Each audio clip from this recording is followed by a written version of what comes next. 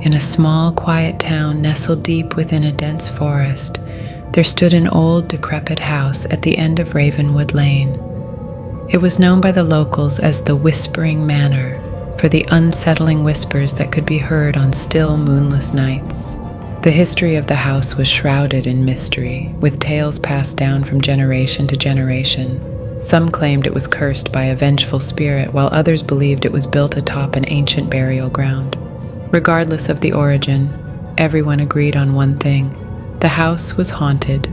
Few dared to venture near it after sundown, for they had heard the eerie stories of strange occurrences. On dark, stormy nights, the house would come alive with flickering lights in its windows and eerie, ethereal music that echoed through the trees. Those brave enough to peer inside from a distance would see shadowy figures dancing in the dimly lit rooms. One particularly chilling tale was about the old wrought iron gate that guarded the entrance. It was said that on the stroke of midnight, the gate would swing open of its own accord, revealing a dark, winding path that led to the front door. Those who ventured down this path would often find themselves inexplicably drawn to the entrance, as if an invisible force beckoned them inside. One evening, a group of adventurous friends decided to spend the night at the Whispering Manor, armed with cameras and flashlights.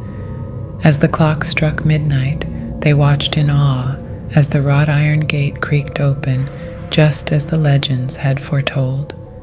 A chill ran down their spines as they cautiously followed the path toward the house. Inside, the air was thick with an otherworldly presence. The group split up to explore the various rooms, their footsteps echoing through the halls. They began to hear faint whispers, disembodied voices that seemed to come from all directions. The whispers grew louder, and the friends felt an icy breath on their necks. Suddenly, the front door slammed shut, trapping them inside. Panic set in as they realized they were not alone. Shadowy figures materialized in the corners of the room, moving with an eerie grace.